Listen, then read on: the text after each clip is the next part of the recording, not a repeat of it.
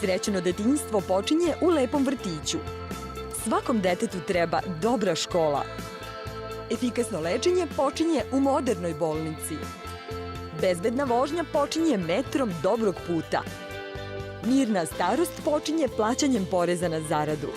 Izgradnja bogatijeg društva počinje borbom protiv sive ekonomije.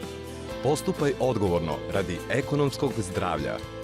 Porez plati da ti se dobrim vrati.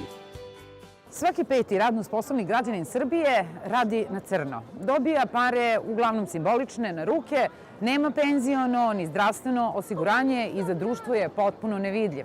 Ne može da ostvari ni osnovna prava koja ostvaruje zaposlen čovek, pa između ostalog ni da podigne kredit u banci. I pored svega toga, oni svoje poslodavce ne prijavljuju inspekciji, a sve u strahu da će i takav posao izgubiti. Zvuči neverovatno, ali rad na crno svojih najbližih uglavnom prijavljuje porodica ili prijatelji. Neprijavljeni radnici se inspekcijama jave tek kada dobiju otkaz. Veruju poslodavcu kada im kaže da ih drži na probnom radu i da ih zbog toga ne prijavljuje. Neretki su slučajevi da ih nesavesne gazde bez isplaćenih zarada posle navodnog probnog rada otpuštaju, a zatim zapošljavaju nove radnike po istom principu. Problem kad inspektor rada zatekne lice na faktičkom radu, to jest na radu na crno, obično se dešava da je lice baš tog dana započelo rad. Eventualno prethodnog dana ima zakonsku obavezu poslodavac i mogućnost da u roku od 3 dana unazad, tako prijavi to lice na obavezno socijalno osiguranje, tako da se ne ispunjavaju uslovi za pokretanje prekršajnog postupka protiv takvog poslodavca. Među ovim žrtvama nesavesnih poslodavaca najviše je žena starosti od 20 do 30 godina koje rade u ugostiteljstvu, trgovini, zanatskim radnjama i frizerskim salonima. Muškaraca koji rade na crno najviše ima u građevinarstvu.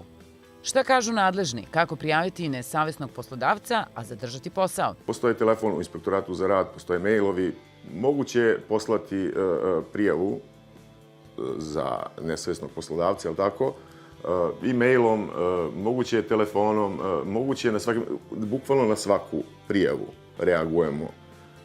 To je naš posao. Mi smo državni organ, to nam je posao zaštita prava radnika. Niko ne želi da plaća porez državi, svi još da je to namet, umjesto da je to potreba koja će dovesti toga društvo celo ide napred. Pa pre svega neka prva mera koja smatram da bi trebalo, to je pre svega smanjenje poreza, zato što zbog prevelikih poreza ljudima se mnogo više isplati da zapošljavaju radnike na crno, ali opet to nije jedina stvar koja treba menjati u suštini samo društvo, to je navike, jer ljudi nisu navikli da sve bude pošteno i da svoje radnike prijavljuju i svi gledaju uvek da izvuku maksimalnu korist i maksimalni profit. Smatram da je kultura, prihvatanje tih nekih vrednosti, opštih poslovnih vrednosti i opšti mentalitet da je kod nas najveći problem. Pa rešenje je i restriktivna kaznena politika koja pre svega treba da ima preventivni karakter u smislu odvraćanja nekoga da krši propise Republike Srbije, ali i podizanje svesti o značaju prijavljivanja radnika, ispunjavaju svih onih uslova koji su propisani zakonom, a da bi neko obavljao delatnost. Ukoliko se ne poštuju ti uslovi, onda zapravo taj koji ne poštuje ruši sistem u kome on vrši poslovanje. Nikome nije dobro.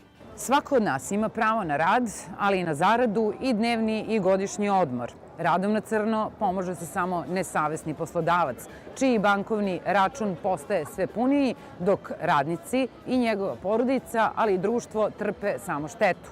Zato je važno prijaviti sve one koji zaposlenje uslovljavaju radom na crno.